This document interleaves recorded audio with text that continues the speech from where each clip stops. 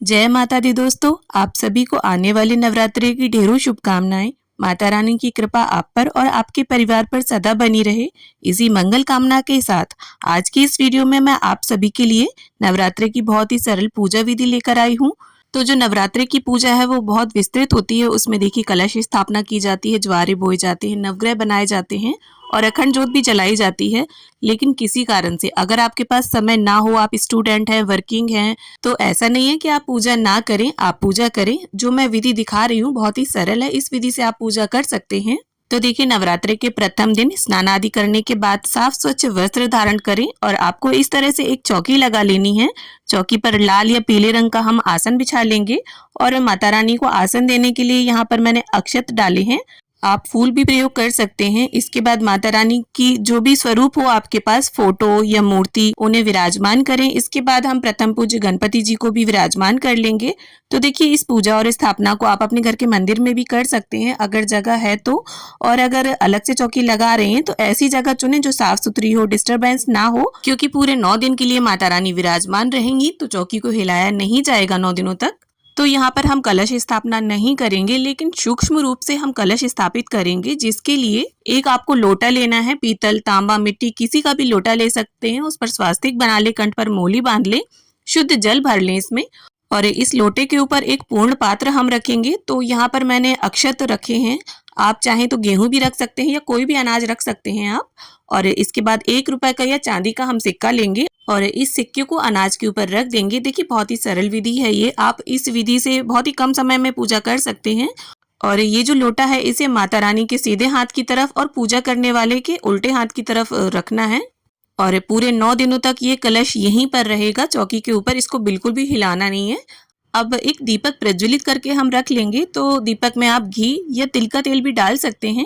अब गंगा जल और फूल की सहायता से स्नान के भाव से हम गणपति जी को, माता रानी को, सभी को छींटा दे देंगे और चौकी का भी पवित्रीकरण कर लेंगे। और स्नान के बाद जिस तरह से वस्त्र पहने जाते हैं वैसे ही गणपति जी को कलावा और जनेऊ अर्पित करेंगे। चंदन रोली से टीका करेंगे, टीके पर चावल लगाएंगे। इसके बाद लाल रंग का गुलाब और धूप घास में अर्पित कर दूंगी गणपति जी को।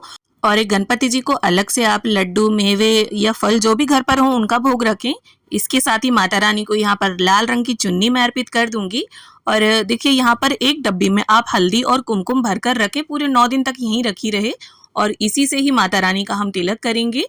और साथ ही माता रानी के जो वाहन है सिंह, उन्हें भी हम टीका लगाएंगे और दीपक को भी आप जरूर टीक लें। इसके साथ ही जो लोटा रखा है उस पर आप या तो स्वास्तिक ना बनाना चाहें तो खाली टीका भी लगा सकते हैं और सभी को अक्षत अर्पित कर देंगे। माता रानी को यहाँ पर मैं पुष्पमाला अर्पित करूंगी और पुष्पमाला की व्यवस्था ना बन पाए तो जो भी फूल हों, गुलाब के, गेंदे के, वो अर्पित करें आप।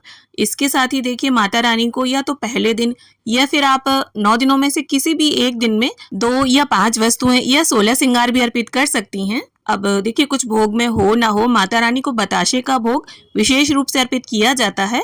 तो एक लौंग का जोड़ा रखकर हम बताशे का भोग अर्पित करेंगे और इसके साथ ही पंचमेवे का भोग समर्पित कर देंगे। और देखिए सभी भोग के साथ आप जल का भोग रखना ना भूलें। और अगर एक पान का पत्ता मिल जाता है तो माता को मुख शुद्धि के लिए एक पान के पत्ते पर बताशा, 2 लौंग, 1 हरी इलायची और सुपारी रखकर हम अर्पित करेंगे। और अगर पान का पत्ता ना मिले आपको तो खाली लौंग इलायची आप समर्पित कर सकते हैं। घर पर जो भी मौसमी फल उपलब्ध हो उसका भोग अर्पित करें।